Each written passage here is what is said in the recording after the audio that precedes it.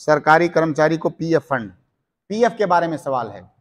PF में क्या होता है कि आप कहीं नौकरी करते हैं, सरकारी नौकरी हो या प्राइवेट नौकरी हो, मान लीजिए आपकी नौकरी 50,000 रुपया महाना है।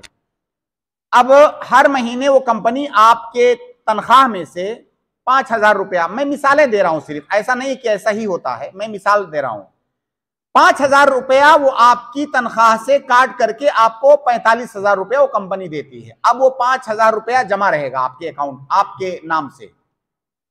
जब आपकी नौकरी की मुद्दत खत्म हो जाएगी, आप नौकरी से रिटायर होने लगोगे, तो जितनी रकम जमा हुई है, मान लीजिए 5-5 हजार रुपया करके 10 लाख आपका जमा हुआ है पूरी मुद्दत में। अब वो कंपनी आपको 10 लाख नहीं देगी, सिर्फ वो कंपनी 10 लाख के ऊपर बहुत कुछ देगी, 15 लाख 20 लाख बड़ी रकम देगी। यानी जितना आपकी तनख्वाह से कटा हुआ है 5-5 हजार करके, सिर्फ उतनी रकम नहीं देगी, उस पर बहुत बड़ी रकम देगी वो। और ये जो बड़ी रकम है ये दरअसल सूद है। क्यों? क्योंकि जो रकम उस कंपनी ने आपकी तनख्वाह से काटा हुआ है उसकी क्या हैसियत है? उसकी हैसियत कर्ज की है। कर्ज की हैसियत क्यों है? बहुत सारे लोग समझते हैं कि वो अमानत है। भाई अगर वो अमानत है तो कंपनी पैसा काट के ले जाकर के जमा करके रखे, कंपनी उससे फायदा उठाती है, उससे बिजनेस करती है।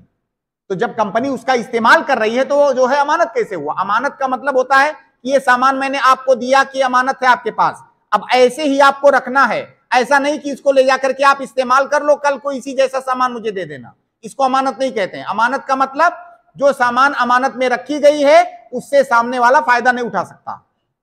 अब कंपनी उससे फायदा उठाती है, उससे बिजनेस करती है, फिर आखिर में उसको फायदा देगी। तो कर्ज के बदले में अगर फायदा आए तो क्या होता है? सूद होता है। तो पीएफ की रकम क्या हुई? सूद हुई। ये एक बात। दूसरी बात, अगर नौकरी करने वाले की रजामंदी से वो पैसा काट रहा है तब तो काट सकता है। लेकिन अगर मैं नौकरी कर रहा हूं, मैंने महीने भर काम किया, 50,000 मेरी सैलरी बनी, अब मेरा 45,000 मुझे दिया जा रहा है, 5,000 जबरदस्ती काट लिया जा रहा है, तो जबरदस्ती इसका मतलब मेरा हक जबरदस्ती लिया जा रहा है। तो अगर मैं राजी नहीं हूं तो नहीं ले सकती कंपनी। हाँ, अगर मैं राजी हूं तो ले सकती है, लेकिन बाद में वो रकम जो इजाफी रकम दी जाती है वो सूद है, वो जायज नहीं है। अब सवाल यह है कि बहुत सारे लोग ऐसी कंपनियों में नौकरी करते हैं जहां पीएफ कटना ही कटना है, चाहे आपकी मर्जी हो या ना हो। ठीक है, आप पीएफ कटने दीजिए, कोई बात नहीं है, बस आप अपना हिसाब रखिए कि कितने साल तक आपका पीएफ कटा है, कितनी रकम आपकी असली रकम है। जब आपको पीएफ मिलेगा तो अपनी असली रकम अपने ऊपर खर्च कर लीजिएगा, बाकी जो इंटरेस्ट मिलेगा उस पर, उसको आप उसी तरह जैसे बैंक के बारे में मैंने बताया, कहीं पर रिफाहे आम्मा में खर्च कर दीजिए या किसी गरीब मुहताज को दे दीजिए। वो सूद की रकम है, उसको आप इस्तेमाल मत कीजिए। जहां पे आपकी मजबूरी है वहां पे पीएफ लीजिए, लेकिन आप सिर्फ अपनी रकम लीजिए, जो जायद रकम है उसको कहीं दूसरी जगह पर आप दे दीजिए। जी।